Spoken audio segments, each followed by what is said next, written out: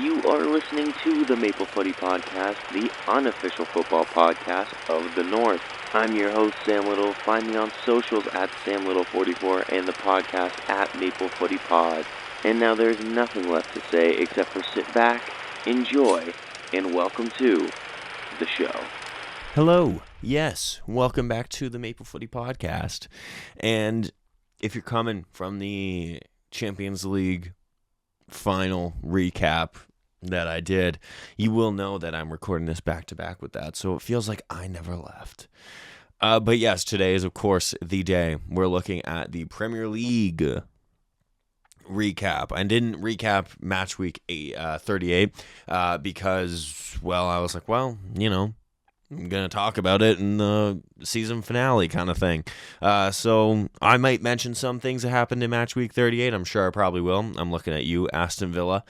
But yeah, outside that, I was like, well, there really isn't much point because any team that's going to get Europe out of that, because that was a thing to watch on the final day, you know, any team that's going to get Europe, it's you know, it'll be talked about here, so I don't feel like repeating basically what I would say in the season finale and then here, because that feels like a cheap experience, so I'd rather do it separate. But yeah, so how this is going to work is I'm going to go from 20th to 1st.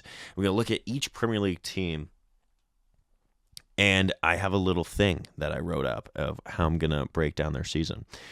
I'm going to go with what they need to improve, what they need to leave behind, what to expect next season, and was it a good or bad season, and of course, their own player of the season.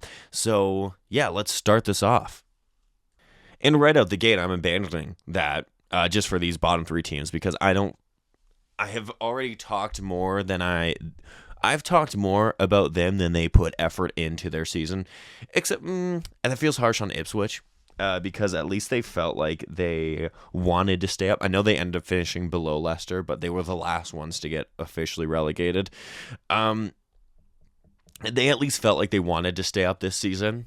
Now, the problem is they played how they played in the championship last year, and that just doesn't translate to the Premier League. You need to play conservatively. You need to play defensively, really, and just really not try to replicate what we did in the championship because it's not going to work. Look at what Brentford and Forest did to stay up, and now here they are, mid to high level table finishers, Premier League regulars at this point. Really, that's what you got to do. And some of these teams that come up that get promoted, they don't do that. And Ipswich, sadly, double-edged sword, I guess. They were the one that looked like they put in the most effort, but also the one that played how they did in the championship last year. Southampton, they were dead on arrival. I don't feel like speaking about them. And Leicester didn't seem to really care much. Sad that Jamie Vardy has another relegation on his CV, but really, in the end, in the grand scheme of things, does it really matter? I guess maybe a little bit, but it doesn't really take away from the legacy that he has carved out with the Foxes. A great servant to that club. And it's going to feel weird not seeing him with Leicester and with another team because I don't think he's retiring. I think he's just leaving. Maybe he goes MLS. Maybe he goes Saudi. Maybe he goes to another team in England. I don't know. But yeah, we'll have to wait and see. So let's kind of kick this off properly. Looking at 17th, Tottenham Hotspur. Tottenham. Yeah, if not for a Europa League final win, this season would have been a write-off. Right, like it would have been terrible. But I'm going to have to look at Tottenham differently than I have with probably most teams on this list because Tottenham's whole existence the last decade has been about getting a trophy. I know they haven't gotten one for 17 years, obviously until they just did. But prior to, I got a trophy for 17 years, but it really felt like 10 to 12 of those years, their existence was hinging on, okay, please just get a trophy. Like the first 5-7 years of them not getting a trophy, I was like, man, this drought sucks, but surely we're going to get something at some point, right? And then it kept going and going and going. To the point where it was like, just any trophy. Get us any trophy. It doesn't matter what trophy you get us. Just get us a trophy. Poch failed. Mourinho failed. Conte failed. Nuno failed. Big Ange is the guy that brings him a trophy. So, with that being said, Tottenham's best player this season, I thought, was James Maddison. Now, they don't have a great bunch to pick from. I don't think any Tottenham player really set the world alight. Brennan Johnson had a great start to the season, but kind of got cold about midway through and never really regained that form. He does, of course, score the goal. I don't know if it was credited a Luke Shaw own goal or not, because it looked like it could have maybe been. I don't think they much care, in all fairness. But yeah, I'm going to go James Maddison. I think he offered the most for them in that Europa League run. I thought he was crucial to them getting the success that they did. Of course, he doesn't play the final. He was out with injury. But to that point, I thought he was super crucial for them. And I thought in the league, while he didn't have a great season, none of them did. So we're kind of based on the Europa League run, I suppose. What they need to improve. How much time do you got? Their injury record, I think, was abysmal. I think they managed the injuries terrible. I still think back to that Chelsea game where they rushed back Van de Ven and Christian Romero for that game, and then they both ended up going out injured and subsequently missed many more games instead of just resting them a little bit, easing them back in. They didn't do that. They did the opposite of that. They rushed them in, got re-injured, and they were out injured a little bit more. What else do they need? They need a striker, Dominic Solanke. I'm a fan of his, but $60 million, and his return was not great. They don't really feel like they have another one that I can think of off the top of my head. It feels like it's Solanke or nothing. Heung-min Son, of course, he's getting up there, so you can't really rely on him for 38 games like you used to be able to. Richarlison, I'm not his biggest fan. Their midfield, I think, also needs some more stability, if you will. I think James Maddison's a good player. I think he needs some help. He's, of course, not known for his defensive prowess, so I think you need a proper defensive midfielder. I know they have Basuma, but yeah, I'm not his biggest fan either. He's definitely good, but I think he needs a good partner beside him, and it doesn't really feel like he has that. Their defense, I actually think their defense is pretty good. I think their defensive keeper are actually good. So I'd keep that. Honestly, I'm not sure they will. Maybe like a guy like Romero could be on the way out. Van de Ven could be on the way out. By the way, Van de Ven's clearance in that Europa League final is as good as a goal. That was 17 years. That goal line clearance was 17 years. If you catch my drift, that saved them from another year trophyless, because that's going in, and who knows what happens after that. But yeah, I think just more recruitments. I think. What to leave behind this season? Yeah, basically the injuries, I suppose, and maybe being better in the league. They had 22 losses this season. They finished the worst of the best in the Prem. They're 17, so they didn't get relegated. But they do get Champions League, which is good. They got a trophy, which is all that matters. And yeah, what to expect for next season? I don't expect to see Ange back. Reports broke today, and maybe today as of recording, maybe by the time this podcast is up, it's confirmed that he's gone. Apparently they've decided to sack him, which is absurd to me. Yes, it wasn't a great season in the league, but he is the guy that delivered you a trophy this season. Yeah, I don't understand that at all, really. That's a suspect thing, I think. So what to expect next season? Maybe a new manager, maybe a new play style, maybe some new signings, maybe a lot of outgoings. I know that's pretty much everything that you could possibly expect. But yeah, because with Tottenham and just such a strange season that they did have, it feels strange to be like, well, I don't really know what to expect for these guys, because they feel so up in the air. They feel really up in the air because of such a weird season for them. But yeah, was it a good or bad season? I think based on the fact that, like I said, their whole existence has come in the last decade has come down to them wanting a trophy.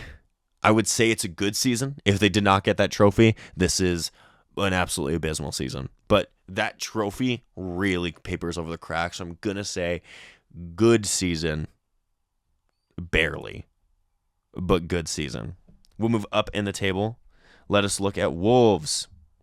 Confusing season for Wolves, I would say. Their best player head and shoulders Matheus Cunha, who, once again, as of recording today, has just signed for Manchester United officially. And yeah, I thought he was great. Without him, I'm not sure they stay up. So it's good that he's going to Manchester United, a team that's going to be battling relegation next year. They need a guy that knows how to battle relegation, can pull through for a team. So I think that's a great signing for Manchester United. And more on them in a little bit. Where they need to improve, I think they need to improve the start to their season. Every season it feels like they start really slow and it really kneecaps them. They, of course, rebounded quite well. They get over the 40 mark, which is good. But yeah, I think if they start their seasons kind of how we know that they can, you're looking at a good mid-table finish, maybe even pushing for like a Conference League or Europa League spot in the table. I know it sounds ridiculous with how kind of bloated it is up there, but I genuinely do think that if they can sort out the first like 3 to 4 months of their season, you could actually see them way higher in the table. But because they always start the season, those first 3 months, just not good. Yeah, they need to do that. What to leave behind in that season? Yeah, leave that behind. Be better in the first little bit of the season. What to expect for next season? Kind of like Tottenham, it's kind of hard to know what to expect for Wolves. They're losing their best player, but Wolves are known, at least in their Premier League era recently, they are known to kind of replace big-time players like João Moutinho when he left, Ruben Neves when he left, Matt Doherty when of course he's come back now, but yeah, they're known to replace their players. So I think expect, I don't want to say like an earth-shattering signing, like they're not gonna go out there and sign Ousmane Dembele or nothing like that to replace Cunha, but I do think that you could expect a big signing or two for Wolves this window. Who, I don't know, but they're gonna have to replace Cunha. They will have to do that. So yeah, I'd say that. Was this a good season? No. Was it a bad season? No. It was a poor season, I guess. Kind of middle of the road for Wolves. Yeah, that's all I have to say on Wolves. Not a great season, not a bad season. Kind of just a forgettable season. They stayed safe. I think the first few months of the season really kneecapped them, but then come like January, February, they felt pretty safe.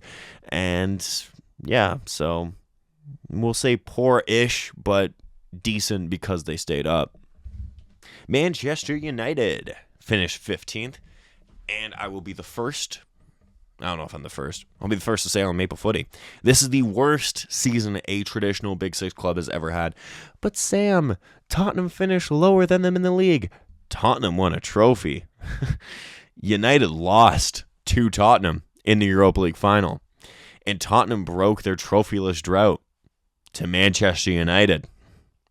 Manchester United, this was an embarrassing season. I find it hard to give them any plaudits, but we'll say best player. I don't know, we'll give it to Bruno. My buddy's a Manchester United fan. He said without Bruno, they're fighting relegation. I guess we'll say Bruno then. What to improve?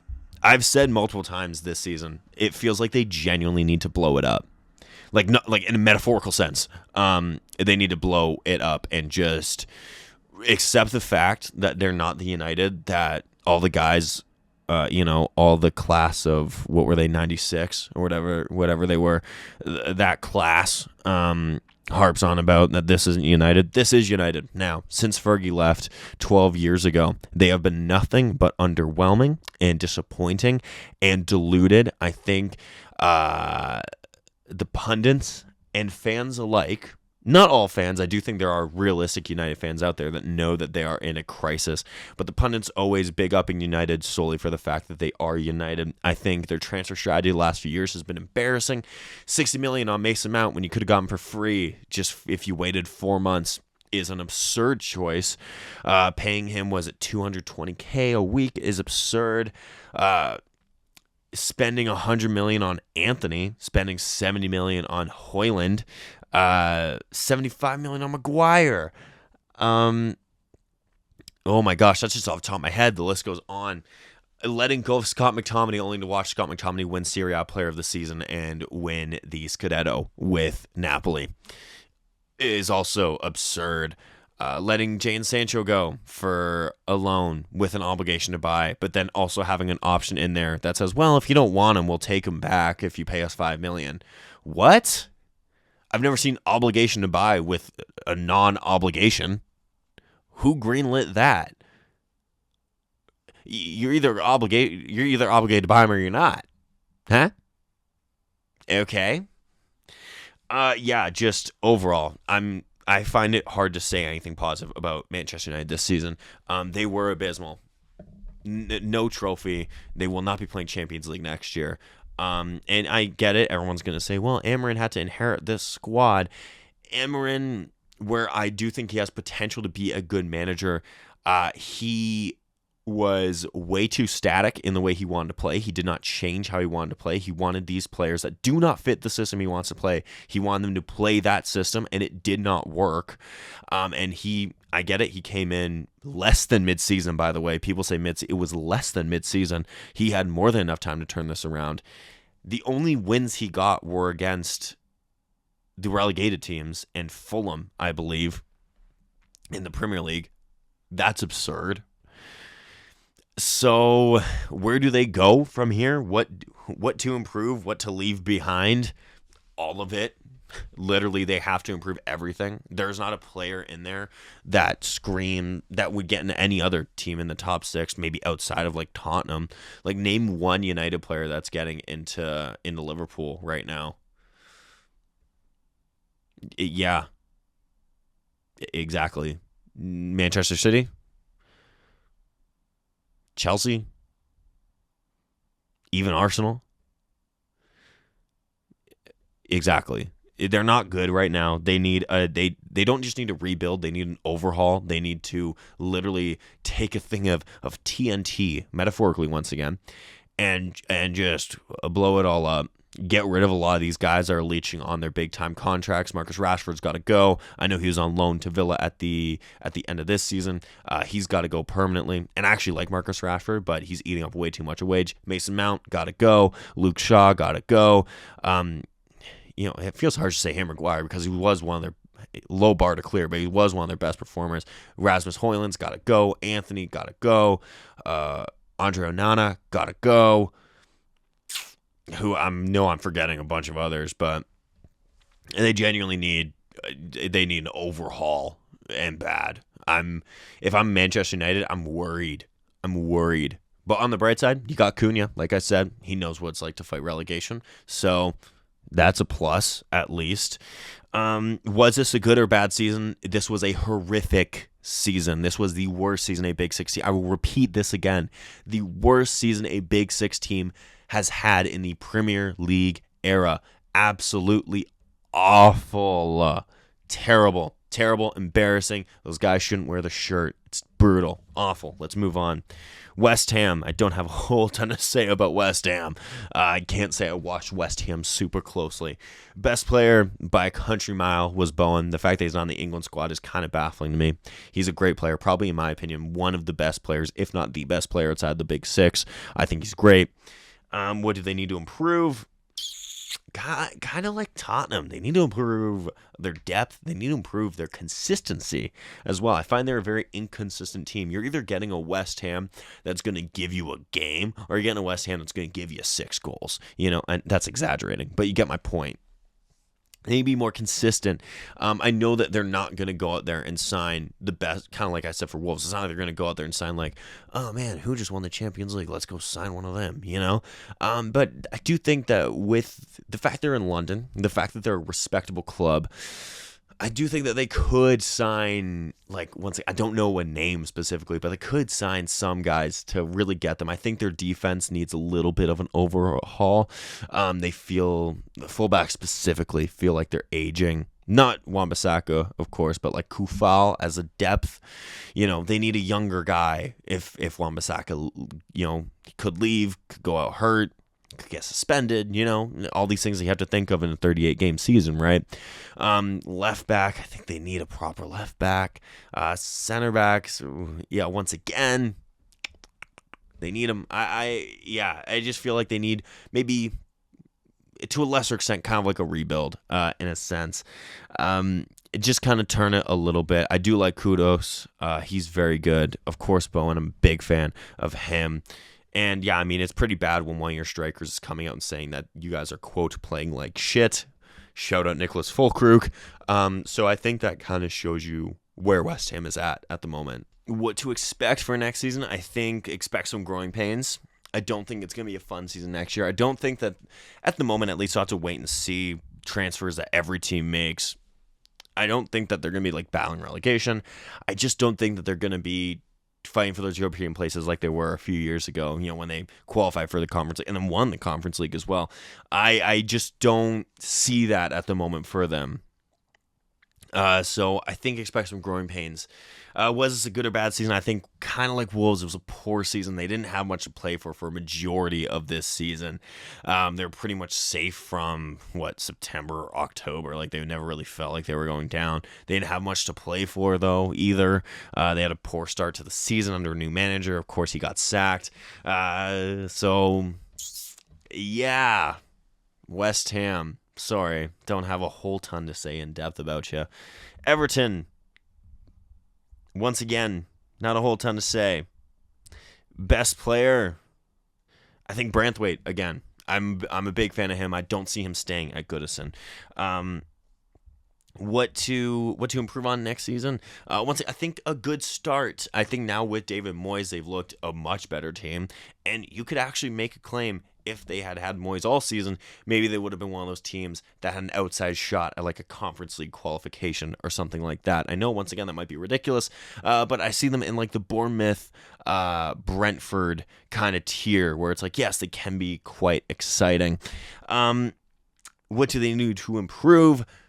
Consistency. Again, consistency. They are a hard team to play on their day. The problem is their day doesn't come every single weekend. What to expect next season?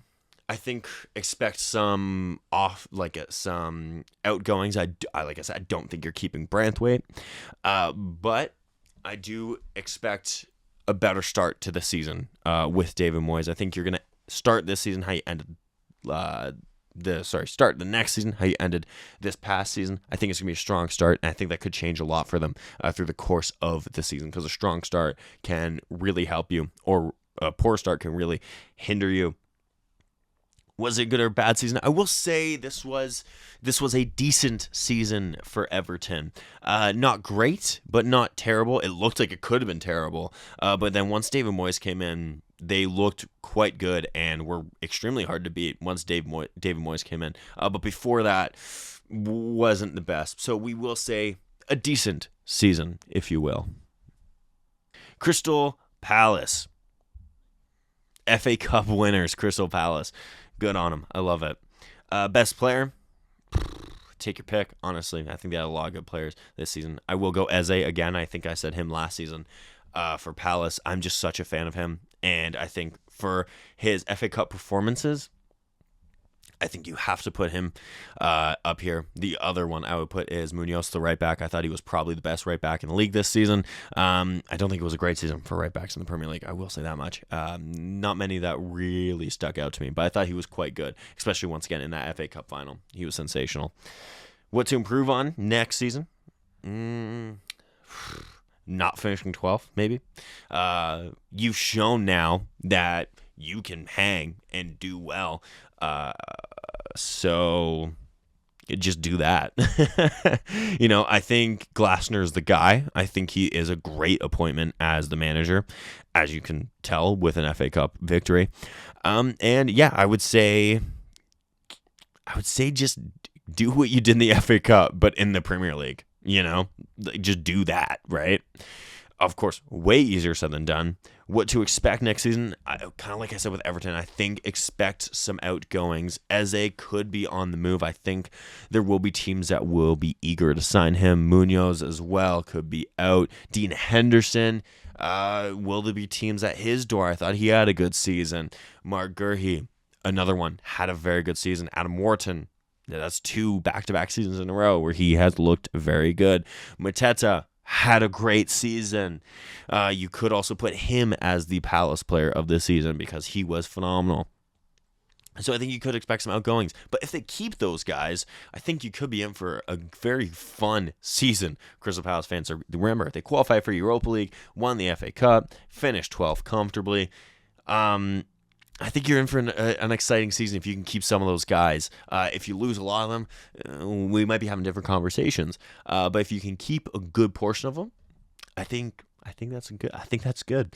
Was this a good or bad season? This was a phenomenal season for Crystal Palace. But Sam, you're probably just saying that because they won the FA. Yeah, it's Crystal, but they won the FA Cup. They won their first ever major trophy. That's a phenomenal season. And if you don't think so, bluntly, you're wrong. Phenomenal season for Crystal Palace. We'll be playing Europe next season. That's absolutely amazing. So good on them. Good for you, Crystal Palace. Finishing in 11th was Fulham. I thought Marco Silva did really well with this Fulham squad. And for a bit there, it looked like they had an outside shot at a Europa or a Conference League qualification. Of course, that doesn't happen. But I thought they definitely overachieved. And they're looking like a team that could be on the come up. Best player, I think, was Robinson. I thought he was one of the best left backs in the league this year. I thought he was their best player. Another player that I thought was clutch for them was Harry Wilson. I know he spent some time on the sidelines, but it felt like there was a good stretch of like 2 months there where he couldn't stop scoring massive goals for them. And that played a huge part in their success in those points during the season. So that was pretty great. What do they need to improve on? I think ending the season as they started. I know for a lot of them I've knocked for not starting the season great. Fulham started the season very well, as I said, where you could have had them in for like an outside shout at a European qualification. Doesn't happen, of course. So yeah, I think Marco Silva, kind of like I said with Glasner, he's the guy. Keep him. Definitely do not let him go. Sign him up. I don't know how many years he has left on his deal, but re-up him. Double it right now. If he's on 2, give him 4 more years. If he's on 5, give him 10. Who cares? But yeah, just that's what I would say. Just a stronger finish, and I think more clinical in the final third. I think a lot of their games that they drew or lost, they could have won. And if it was... Because you kind of think Raul Jimenez, he's a good striker, but he's not going to be getting you 20 goals a season. And if you want to start making European pushes, then you may have to get someone that's going to do that. Raul Jimenez, of course, ends the season with 12. That's not bad, but you need someone that can convert a little bit more than that, I think. So yeah, I'd say that. I would say that. Then, of course... Was this a good or bad season? I think it was a good season and nothing more than good. I think it's very good that they've moved away from being a club that kind of goes up and down, for the time being at least. And they're kind of getting back to that Fulham of a few years ago where it's like, you could see them doing something. So, yeah, I'd say good season, nothing more, nothing less. Good job, Fulham. Brentford finished 10th. Once again, as I've said about Fulham, Bournemouth, I know I haven't talked about Bournemouth, but I've mentioned Bournemouth a few times.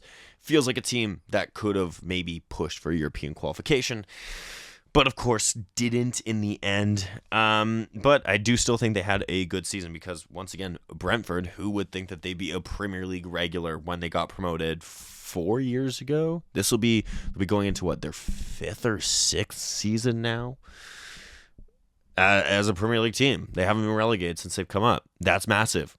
Their player of the season, this is a shared award between Wissa and Mbeumo. Of course it is. They were phenomenal. They just were, So we'll definitely say that. What do they need to improve next season?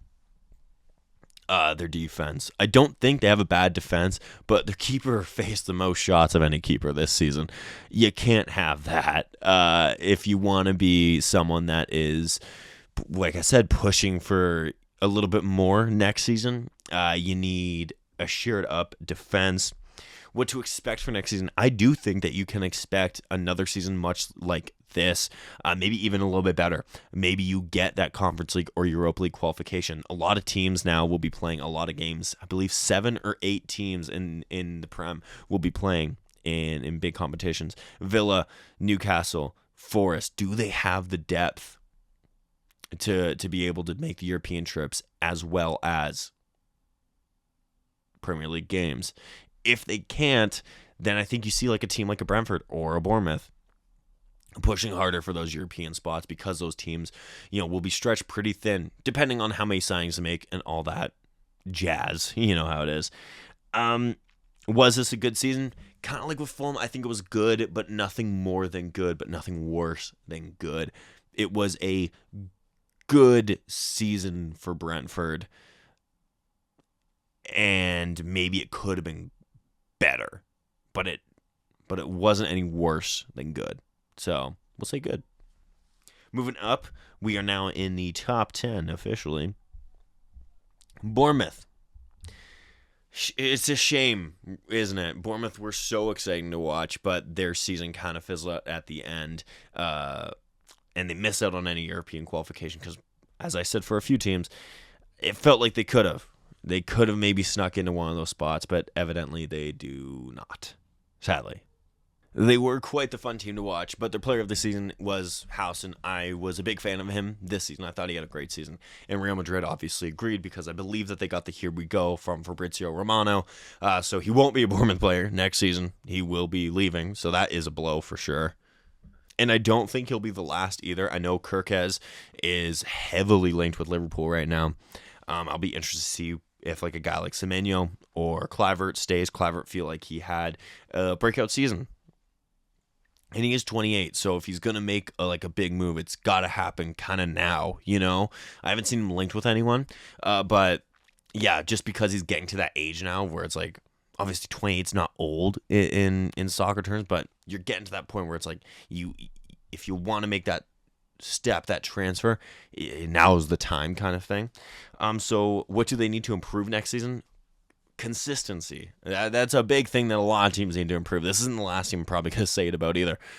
Consistency. They felt like they could have had something really, really, really great. In the end, it's still a great season for Bournemouth. It definitely is. But it felt like they could have been great, but they end off maybe a bit disappointed. Not because they were bad or it was a disappointing season, but because the expectation of from the start of the season play-wise was so good, and the expectation then kind of rose. It kind of feels a little bit disappointing for how it ended, if that makes sense. Like, at the start of the season, if you told Bournemouth, you'll be finishing 10th, absolutely no problem. No relegation, 9th. No relegation threat. You'll be very exciting to watch. You take that if you're a Bournemouth fan, but then you watch them play and the state of the league at times, and you kind of do feel a little bit disappointed that maybe they didn't get a little bit more, if that makes sense. What to expect next season? I think expect a lot of outgoings, as I mentioned. I do think that a lot of their players will leave, so I will be very curious to see how they rebound from that.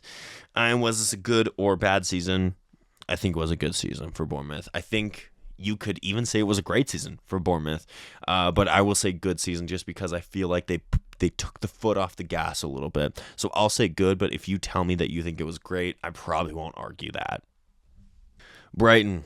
What's the point of Brighton, man? I'm so sick of this team. Brighton. I don't even want to talk about Brighton, man.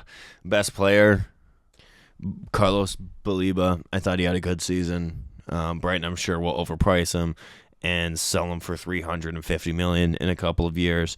What to improve next season? I don't know. I don't care. It's Brighton. I don't care, man. I don't. What to expect for next season? I also don't really care. Was it a good season or bad? I don't know. It was a Brighton season. They finished mid-table. I think because Chelsea won the Conference League, they get Conference League. I don't want to talk about Brighton, okay? Let's move into the top 7. Brighton, man. No, enough. Nottingham Forest finished 7th. Ooh, man. This top 7 here, outside of Liverpool, obviously, I think everybody knows what I'm going to say for Liverpool.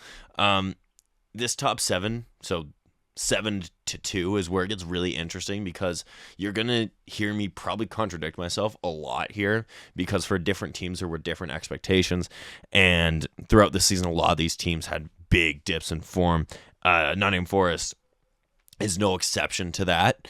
Nottingham Forest were in third for a good amount of the season, and then it all kind of crumbled at the end there.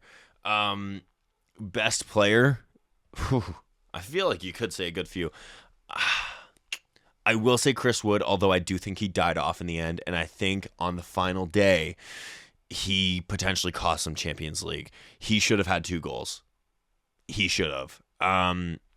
Definitely, he needs to put away one of those for sure. Just by the law was it the law of whatever, Murphy's Law? Is it Murphy's Law? It's like something like that. I don't know. I'll stop making references. Yeah, I will say Chris Wood though as their best player. What do they need to improve for that? I think consistency, as I said. You can't be in the top 3 first, and it feels harsh because no one expected them to be there. But once you get there, you have to be there when it matters most. And oh man, it feels so harsh to say it. But yeah, you gotta be more consistent. You have to see it out, and they didn't see it out. And it is a huge accomplishment for them to be back in Europe. And it's a huge accomplishment for them to have doubled their points tally from the previous season. No team has ever done that. So that's huge. So it's hard to say. This is what I mean, right? Whereas it feels contradictory to be like, well, it wasn't good, but it was also good. Because it's gray. It's not black and white for some of these teams. What to expect for next season? I think expect a drop off. I think it's going to be really hard for them to manage 4 competitions next year. Conference League, Premier League, Carabao Cup, and FA Cup. I think it's going to be really difficult for them to manage. Do they have the depth? Will they be able to go and recruit the depth? Will they be able to keep hold of some players as well? I think it's going to be difficult. I really do. But, I think it could be fun for their fans to be back in Europe again. I know, but see, it's only the Conference League. If you had told a Forest fan that they would be this time last year, right? If you had told a Forest fan after they just barely evaded relegation, after being deducted, 5 or 10 points that season, if you had told them, oh, next season you're going to get Conference League, yeah, they'd be pretty friggin' happy. So I don't really want to hear, oh, it's just Conference League. Yeah, I'd take that if I was a Forest fan. I think the only thing that sucks is it feels like it should be Champions League because they're in that spot for so long. Was this a good or bad season? Ooh, it's definitely a good season that is kind of overshadowed by the end of it because they don't get that Champions League spot. I think what they need to do, they need to keep hold of Nuno. That just came to me. Definitely do not get rid of Nuno. If he wants to leave, don't let him. Offer him so much money. Just offer him as much money as you possibly can under FFP, if that even matters anymore. And offer him just whatever, blank check it, and here you go, Nuno, because he worked miracles for that squad. I will say that much. So it feels hard to say, it was a disappointing end to a great season, but it was a disappointing end to a great season, even though they still had a great season. I will be interested to see how they can push forward in next season with such fixture congestion. So we'll have to wait and see. Moving up to 6 is Aston Villa. And remember when I said I probably wouldn't say much about the final day of the season, except for Aston Villa? Yeah, before I get into everything, Emi Martinez, red card on the final day in a must-win game in what's probably his last game for the club. Wow, that was stupid. I think he's one of the most overrated goalkeepers in the world. I said it. He's great at penalties. He was big for Argentina to win the World Cup, and he has let Aston Villa down, I think, ever since. That being said, they also scored a goal. They scored a goal when they were down to 10 men, and it was 0-0 in the game, I believe. That goal could change everything, but it got ruled out, and VAR didn't look at it. amazing.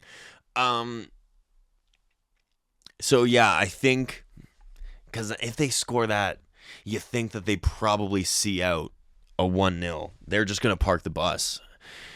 Because I know you're going to say, well, United won 2-0, but they won 2-0 when Villa was down. Like, they were down 10 men. They had a goal chalked off that should have been a goal.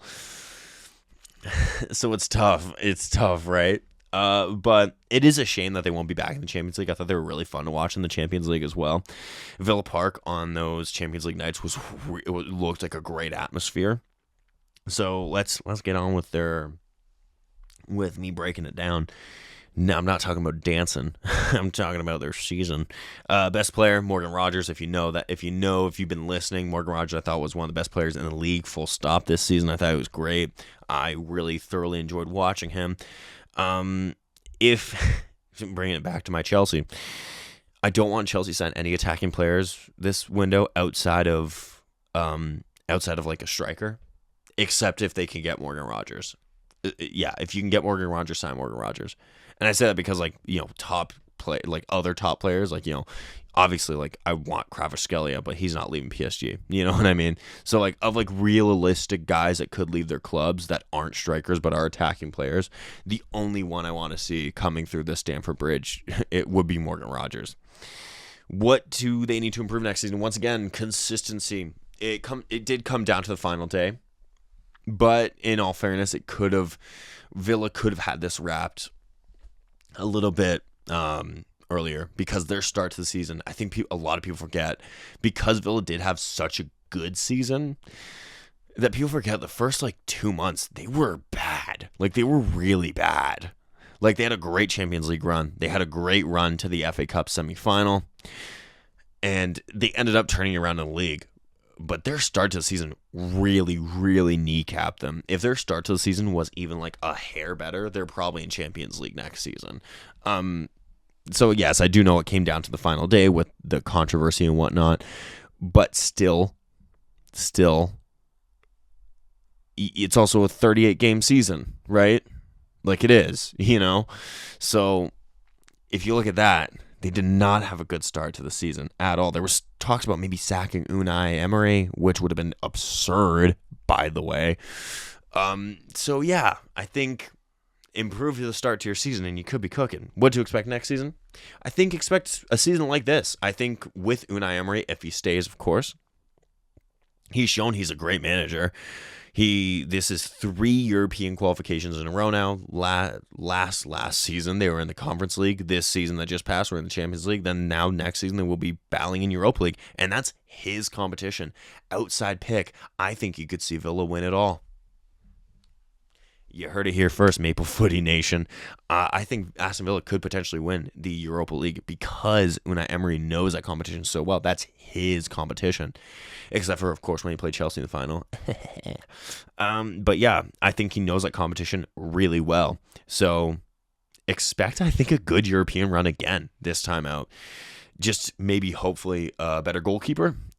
I know, once again, Sam, you're crazy. He's one of the best. I don't think he is. I don't see it with him. I'm sorry. I really don't.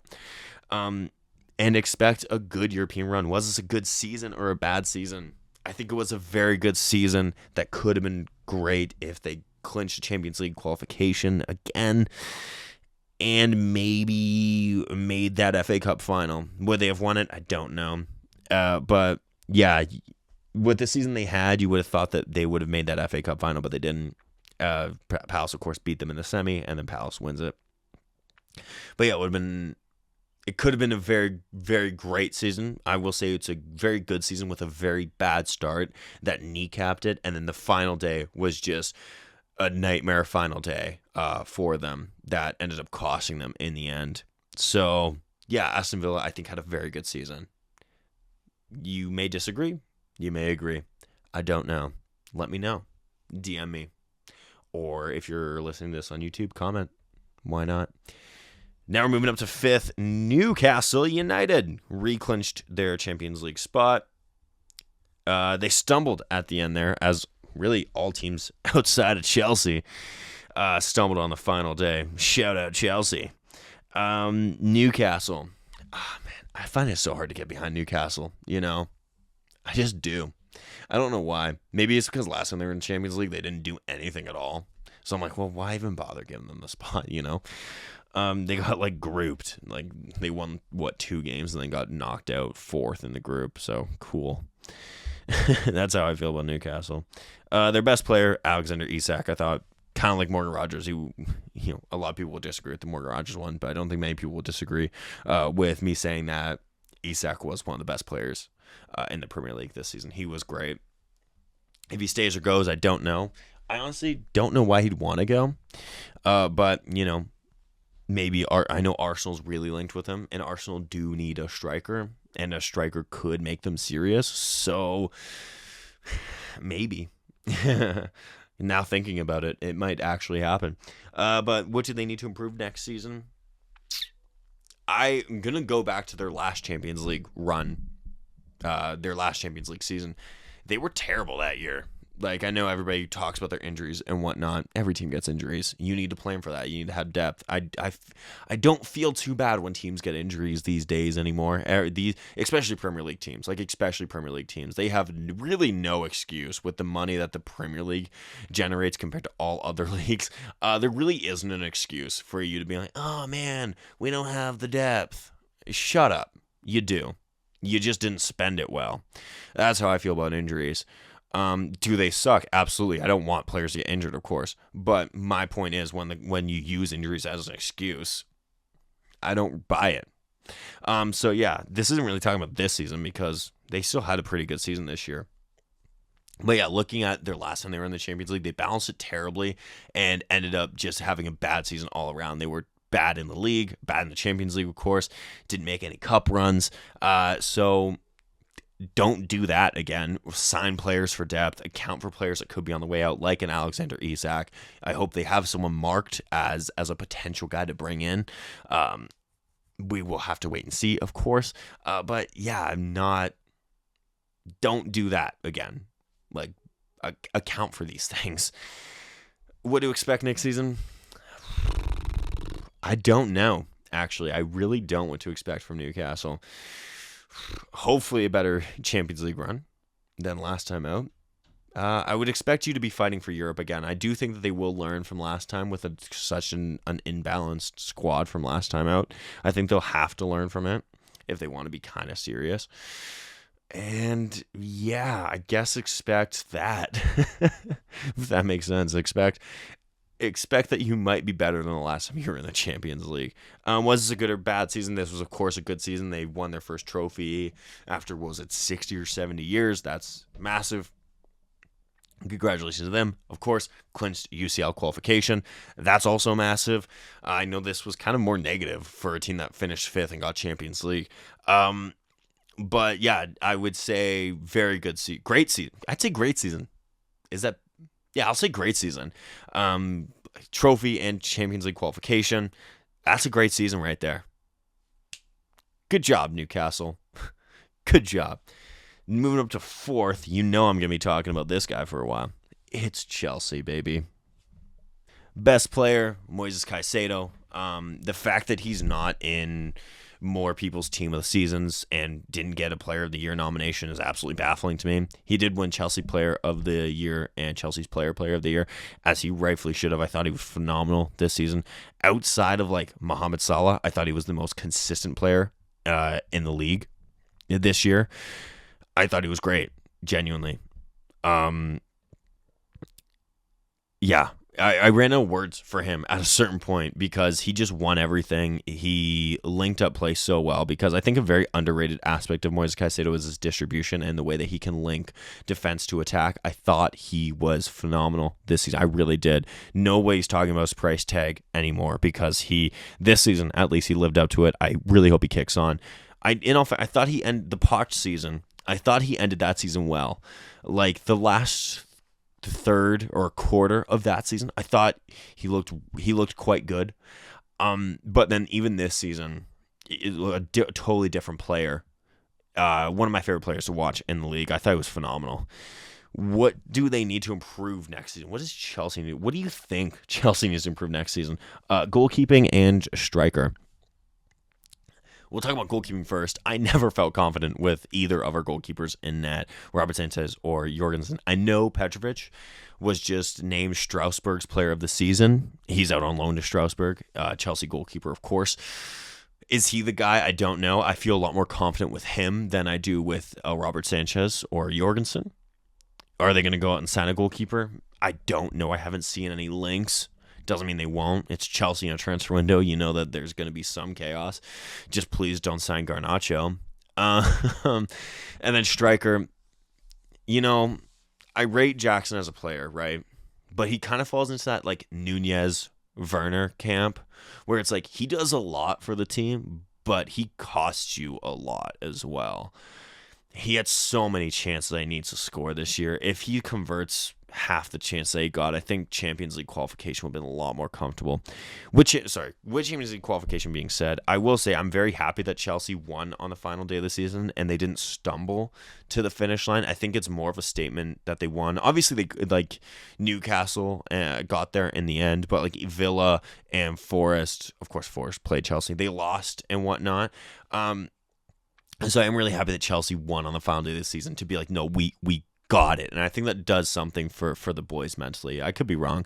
But yeah, back to Jackson. We need a striker. I know we just got the here we go on Liam Delap, which is good. I'm actually a big fan of that signing. $30 million for Liam Delap, who scored 12 goals for an Ipswich side that went down and was not good. That's pretty good. So now imagine him getting service from guys like Cole Palmer, Enzo Fernandez, Moises Caicedo, Reece James, Pedro Neto, Madueke. If Jadon Sancho comes back, Marc Cucurella, him getting that service from those guys, I think it could be massive. And if it keeps us away from Victor Osimhen, I'm happy. So yeah, just side note, I don't want Chelsea signing Victor Osimhen. He reeks of 4 goals out of 30 games and misses the other 8 through like a minor injury or something. So yeah, Osimhen can stay in Italy or Turkey, wherever he ends up. I know he's with Galatasaray right now, out on loan from Napoli. But yeah, I'm good with. I think that they need like a proven striker. I would have loved Chelsea gotten like a Jonathan David. Especially on a free. I think that's a great punt to take, but it doesn't look like it's going to happen. I would have been very happy with that, though, because they need a striker. I do genuinely think that they need a striker, and they've needed a striker for a long time. Jackson caught fire at the start of the season, but could not keep that, and then nearly cost them in the end. But yeah, what do you expect next season? Expect some Champions League nights, baby, because you got it. You got it. Expect a more congested schedule. And I know, well, Sam, they had Conference League, but in Champions League, they're going to have to play their A team in Champions League like 90% of the time, unless they bomb out, then okay, let the kids have a go for the last few games. But yeah, what do you expect? Like, in all seriousness, right? Like, I know I said Champions League nights, but what do you expect? I think you got to expect, hopefully, more consistency, because they're another team that needed consistency. They started the season great. Like, genuinely, they looked great at the start of the season. Then December, January, February hit, and it was painful. And then the last bit of the season, they weren't playing great, in my opinion, but they were getting results. And, yeah, I think they just need to be consistent and play to the strengths of your best players. Because Cole Palmer, for the second half of the season, did not look like Cole Palmer. He had flashes, of course, and was probably robbed of a good few assists as well. That would have stat padded. But, Cole Palmer was one of the most exciting players in the league last season, and still on his day this season he was as well. Look at that. I know it wasn't in the Premier League, but the Europa League final, he turned it on its head. Sorry, the Conference League final, he turned it on its head. Got man of the match in that and looked phenomenal. So obviously, there's still a player there. Reece James, keep him healthy. Marc Cucurella, make sure that he can do this again next season, because I thought he was one of the most improved players in the league this season. Enzo Fernandez, find that consistency as well. Keep that consistency. Moises Caicedo, just don't change anything about what Moises Caicedo was doing. Not a thing. Let him do it. Levi Colwell, I thought he finished the season very strong, really came into his own. Goalkeeping, like I said, you need a different goalkeeper. Striker, you need a different striker. And wingers, I think the wingers need to contribute a little bit more. You've seen it with like a PSG, how crucial their wingers are to their play. I think you need to see that with them. I think. Obviously, like, I'm not saying, well, turn Madueke into Kvaratskhelia. Let's just do that. No, obviously not. But you need them to be contributing in a sense, because I thought that there was a lot of times where you needed the wingers to contribute a little bit more. But a shout out to Tyreek George and Neto, because without them turning it around at Craven Cottage in that last 10 minutes, I don't think Chelsea qualifies for Champions League. I think that game changed the rest of Chelsea's season. They only lost one game after that, and it was against Newcastle with the 10 men. So yeah, I would say shout out them. But yeah, was this a good or bad season? I think this was a good season for Chelsea. And maybe that's a little bit biased, but the goal at the start of the season was to get Champions League spots and to get Europa Conference League, and they did it. So it was a good season. Was it a bit harder than it should have been? Maybe. But I do still think it was a good season. Now they have to build on that. We'll move it into third now with Manchester City. Like, it was a good season because they ended up rebuilding mid-season. God, I don't care to talk about Manchester City either, man. Like, I don't. Their best player, probably Haaland. I know he missed the last bit of the season. But yeah, Erling Haaland was probably, what do they need to improve next season? I don't know. They're going to go out and improve it anyways. Like, they lost De Bruyne. Do you think they're going to miss him? Probably not. They're going to go out and get another guy. They already halfway replaced him. They didn't replace him. They covered up for his lack of effectiveness at the end of the season when they brought in like a guy like Marmoush. Like, you know, what to expect next season? Expect to be challenging for the title. They will. They're going to turn it around. They'll be challenging for the title again. I doubt that they have another season like this. Was it a good or bad season? I will say this was a poor season for Manchester City. They didn't look great for a little bit of that, but then they turned around, as I said. The thing that I think will haunt them, they went trophyless. Was it the first time in the Pep era that they have? I think he went trophyless in his first season, but since then they have to have won a trophy, I think, every season. Maybe they haven't. I don't know. But they've won a trophy most of his seasons. So yeah, I mean, I just don't care with Manchester City. I'm sorry, man. Like, I just don't. Like, I don't feel anything when they win. I don't feel anything when they lose. Like, I don't hate watch Manchester City. And I don't, like, when they win something, it's like, well, yeah, of course they did, you know? I just don't feel it, you know? So I don't really care to talk about Manchester City. I will say they had a very disappointing season, like, player-wise. Outside of Haaland, a lot of their big players just didn't show up. You know, Rodri, of course, take him out of it, ACL, did his ACL, so that blew. Their defense didn't look great. Foden, reigning player of the year, looked awful. Grealish looked uninvolved. Kevin De Bruyne it was a bad swan song for him. Ederson, I don't think was that great this season either. So yeah, I think they'll turn around though. It's Man City. They'll turn it around. Second place. Guess who was second place? I bet you could. It was Arsenal. Everybody and their mom could have predicted that Arsenal would have been second place. This is once again where it's going to get contradictory because I'm about to say a lot against Arsenal. Their best player, I don't know. It's hard for me to compliment Arsenal. You know this if you've listened. I can't compliment them. Best player for Arsenal, the kit man. What do they need to improve next season? They need to win. They need to win something. So I know that's not really like, oh, well, what can they need to win something. And I don't mean like, oh, an FA Cup or a Carabao Cup. They need to win the Champions League or the league next season. They just do. They have to. They've spent a lot of money because I know a lot of people make out about all the money that like United, Chelsea, City, Villa, Newcastle, Liverpool, like all these teams. Oh, they've spent. Look at how much Liverpool spent on Virgil van Dijk. Look how much they're about to spend on Verts and you know they're about to sign Kirkes and they just signed Frimpong. Look how much Chelsea signed for Moises Caicedo. Arsenal have spent net spend. I'm pretty sure the second highest in the league behind Man City. That could be wrong, but they're up there for net spend. They need to turn that. They need to turn that into trophies. They just do. They keep on finishing second every year. This season, City had a year off essentially. They weren't.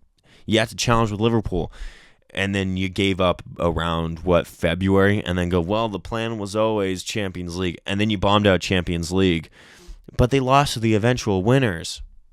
You beat Real Madrid. How are you not in the final? The last two teams to beat Real Madrid in the Champions League ended up going on to win the competition.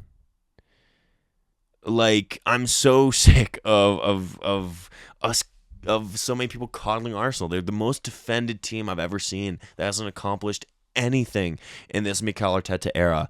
They haven't. Okay, they won 2 Community Shields and a Phantom FA Cup. I say Phantom FA Cup because go back and watch that game. The referee was their 12th man. They haven't done anything. So next, they need to win. They need to win. Simple as. I've been saying Mikel Arteta feels like their Mauricio Pochettino, like when he was at Tottenham, feels like he has gotten them out of their banter era, which he has, and has gotten them to push for big-time trophies, but has not been able to get them to those big-time trophies. Poch never won a trophy with Tottenham. Arteta, of course, yes, he's won a trophy or 2, whatever, if you want to count Community Shields. I really don't. But if you want to, then sure, he's won those as well. But really, is that the goal? 1 FA Cup and 2 Community Shields in, 6 seasons? 7 seasons?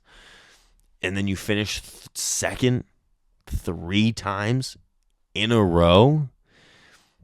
And this one was done by February. So I don't know, man. I'm kind of done with this Arsenal team. Was it good or bad? I'm gonna say this was a bad season. Like, you can, I don't know if any Arsenal fans listen to this, but you can tell me, well, we had a good Champions League run. You didn't win it. You didn't make the final. Okay, you got a win against Real Madrid. You got 2 wins against Real Madrid and you knocked them out. Okay, credit to you. That is big. Okay, but other teams had a good result or 2 along the way this season. They bottled the league again terribly. Didn't win a cup. Didn't even make a run in any of the cups. Yeah, this was a bad season for them. I'm sorry. I know they finished second, but I think this is a bad season for them. I do. And is that biased? Probably a little bit. But I'm dying on that hill. So there you go. And now top of the table is Liverpool. I feel like I said so much good about Liverpool throughout this season. I know I was a critic of them as well. But often they were in my winners of the weekend category. So this one might be a little bit short because I feel like I've really said a lot of good for them throughout the season. Best player, I think you gotta give it to Salah. I do think a lot of their players played a crucial part, like Gravenberch and McAllister. I was a big fan of those two. I thought Dominic Szoboszlai grew into the season. I wouldn't say he was like one of their best players, but he grew into the season. Van Dijk, of course, was crucial. I thought both their keepers were crucial for them because Kelleher played a lot for them this season, and Alisson, of course, is Alisson. So, yeah, I think you could give it to a good few. Like I said, I'll give it to Salah, but you could probably make a good debate on another 3 guys there. What to improve on next? I don't win the league again. You can't really improve if you're number 1, right? Like, win the Champions League and the Premier League next year, I guess. Like, that would be improvement, Like, that's an improvement. So, do that. What do you expect next season? I think expect an exciting season next year. I think with the Frimpong has been confirmed. He's going to be replacing Trent. Kirkez, they're making moves for him. Wirtz, I could have potential to be the signing of the summer. He is that good. I think he's phenomenal. So, yeah, definitely exciting. I think expect maybe a deeper Champions League run. I think that was probably the biggest disappointment of their season was that they got knocked out so early in the Champions League, and I know it was to the eventual winners, but because they got knocked out so early, I think that would be the blemish on their season, was they didn't really make a Champions League run. They looked very good in the group phase, whatever they call it, the league phase of it. I don't know, the non-group stage, group stage. They looked good in there. They finished top of that, of course, but then, yeah, they lost out to PSG. The Cups, they're not losing sleep over not winning the FA Cup or the Carabao Cup. Let's be honest. Like, yeah, I don't really know what else to say about them. This was a phenomenal season for Liverpool. They had the league wrapped in February, and everybody's going to look and go, oh, that's been, I think, my favorite thing about their league win is everybody, not everybody, that's a generalized term, of course. People are going, oh, but they did it with only 84 points. Okay, they had the league wrapped in February, though.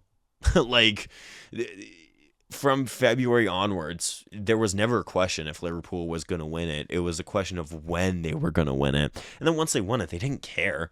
Like, they won it, and then they drew 2 and lost 2.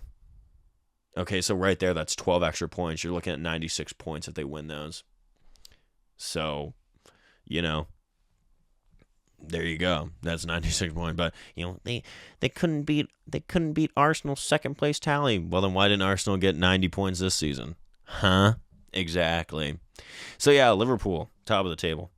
And now we're gonna end this by giving out some individual awards, the Maple Footy Awards, if you will. Best player. So I've got a few awards. Best player, best young player, best comeback player. Ooh, that's a new one. Best defender and best manager. I wanted to give a defender one just because, like, I feel like defenders, like, they don't get the applause. And then I have a team of the season. So we're gonna move. Yeah, we're gonna go best manager. I mean, yeah, it's Slot. I don't love the way he plays, but you come into the Premier League and you win your first time. He's one of only 5 or 6 managers to ever do that. So it has to be him. Honorable mention goes to Glasner. I know Palace finished 12th. He got them an FA Cup. That's massive. I would also give an honorable mention to Nuno because I thought he had a very good season as well. Best defender, Virgil van Dijk. I thought he was the best center back in the league. You can still make the case that he's the best center back in the world at the age of, how old is he now? 33, 34. Proper captain, led by example. And yeah, he just looks so hard to get past. I know he's not as to say he's not as good as he was in that season where he was like the guy. That feels like a bit of a slap in the face because he is still the best one. He's just not playing at that incredibly high level. He's playing at maybe the level below, which is still levels above most. So yeah, Virgil van Dijk, best comeback player of the year. I have 2 for this one, and they're both from Chelsea. Oh my gosh, shocking. One, Marc Cucurella. I think proved a lot of people wrong, myself included. I was not a fan of his signing when he first came to Chelsea, and for the first 2 seasons of his Chelsea stint, I was never impressed and didn't think he was great. And this season, coming off of the Euros, because I thought he was phenomenal in the Euros last year as well. And then building on that, coming into this season, he was great. Like, he was genuinely phenomenal, I thought. Like, if Moises Caicedo wasn't with Chelsea, Cucurella would have been my Chelsea player of the year. And with that being said, Moises Caicedo, my comeback player of the year. And I have long said that if Chelsea had, say, challenged for the league title, properly, I'd probably put him down as my player of the year. But it feels like I can't really do that. Although it is my podcast. But yeah, Moises Caicedo for sure, my comeback player. He was just so good. Covered everything. Looked like he could spring an attack from nothing. Looked like he could win a ball back from anybody. And yeah, just looked like a different level to everybody else in his position this season. Best young player of the year, Morgan Rogers with Aston Villa. Once again, I just thought he was great. He was so much fun to watch. He's one of those players where I want to watch him, and that could be a little bit biased. I know there was a lot of other talented young players, but yeah, Morgan Rogers, I think for me, I thought he was quite good. I really enjoyed watching him. He was one of those players where I'd go out of my way, even if I missed the Aston Villa game, didn't watch it, I'd go out of my way to find a player comp of him for that game. I thought he was great. Best player, I will say Mohamed Salah. I know, Sam, you're quite the critic of Mohamed Salah. I know I am. But when you look at it, without him, I don't think, maybe Liverpool still do win the league, but I think that would have been hard to do it without him, with all the goals that he contributed. Maybe they do, but I highly doubt it. They definitely don't win it as comfortably and as early as they do without him, especially his early season form. Like, he was on fire. Like, he slowed down a little bit as the season went on, but he was still contributing a ton. So, yeah, I have to put Mohamed Salah as the player of the season. Finished with the most goals, most assists. He got the Playmaker award for that's the most assists, and he got the Golden Boot, most goals. And I assume, I haven't seen, I don't think that anybody's really properly announced players of this season and whatnot, but I would assume Mohamed Salah will probably be the guy at most. Honorable mention, Alexis McAllister. I thought he was phenomenal as well for Liverpool. I think without him, they also don't win the league. So I will say him as well. And we will now move into the team of the season and wrap this up because I know this has been an extra long one. So some honorable mentions, though, first, just because there was so many good players this season, I will honorably mention Kelleher and Allison. I can't put either one of them, I just don't think, into my 11 just because Allison missed a good portion of the season and Kelleher was the backup, and when he came in, he was very good. And then, of course, Allison came in and he was very good. But I just, with the games that they both played, it's hard for me to put them in there. I think you could still put Allison as the keeper of the season, but I'll change it up a little bit. Another honorable mention is a goalkeeper, Flecken of Brentford. Faced the most shots, but made a ton of saves. I think he made the most saves in the Premier League as well, so that's pretty impressive. Then Dean Howson, Ola Aina from Nottingham Forest, Howson from Bournemouth, two players that had very good seasons. Erling Haaland, he scored. Liam Delap, I thought, had a very good season. Cunha, you could actually make a case for him to be in the starting 11 for the team of the season for me. Morgan Gibbs-White, Mateta, Chris Wood, and biasly, I will put in Cole Palmer just for the start of his season. That is 100% biased, and you could tell me that he shouldn't be in there, and you're probably right, but I'm still going to put him in there anyways. Team of the season now. So from Nottingham Forest, in goal, we have Matt Sells. I thought he had a phenomenal season. Genuinely. I thought he was great. He was very hard to beat. And yeah, he just was making a ton of saves. He ended the season with the most amount of clean sheets, tied with Arsenal's David Raya. But I just thought Sells was more crucial to his team. So that's why he gets the nod. Right back, Munoz of Crystal Palace. This might be recency bias after being so impressed with him with the Palace game, but I thought he had a good season overall as well. Bombing up the wing, playing more like a traditional right back. Overlapping runs, always available. And yeah, could get you a goal too. Crash the box a little bit. I'll go with him. Center backs.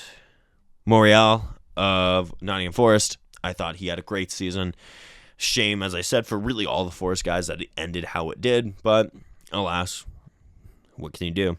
And then beside him, of course, as I had already mentioned, he was the best defender in the league. Virgil van Dijk. Yeah.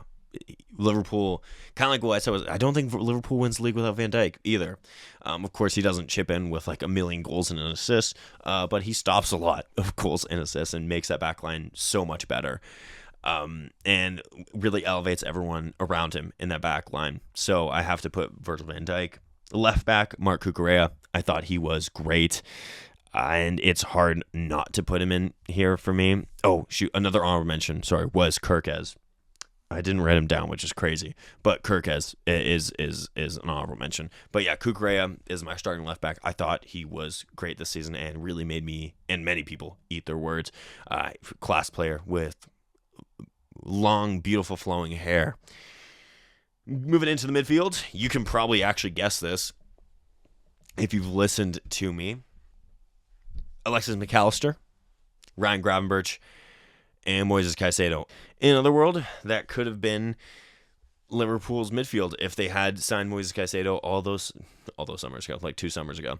Or it could have been Brighton's midfield at a point if they had signed Gravenberch when they still had McAllister and Caicedo. But yeah, all three of these guys were phenomenal this season. Ryan Gravenberch had a real coming-of-age season after not really playing a whole ton last season with Liverpool.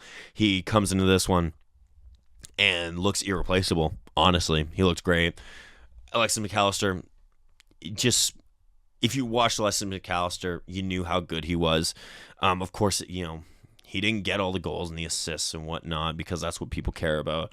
But without him, I don't think Liverpool score a lot of their goals or get some of their players get those assists.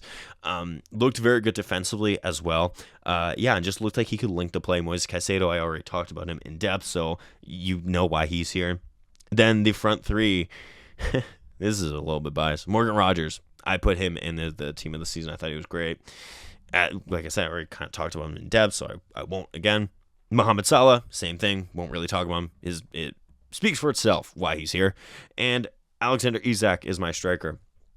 I put my head of Chris Wood. I just thought Isak was more influential for his team that ended up finishing a little bit higher. It felt like he showed up in the bigger moments more so than Chris Wood did. So for that, he gets the nod over Chris Wood. But if you want to put Chris Wood in there, I wouldn't argue too hard on it.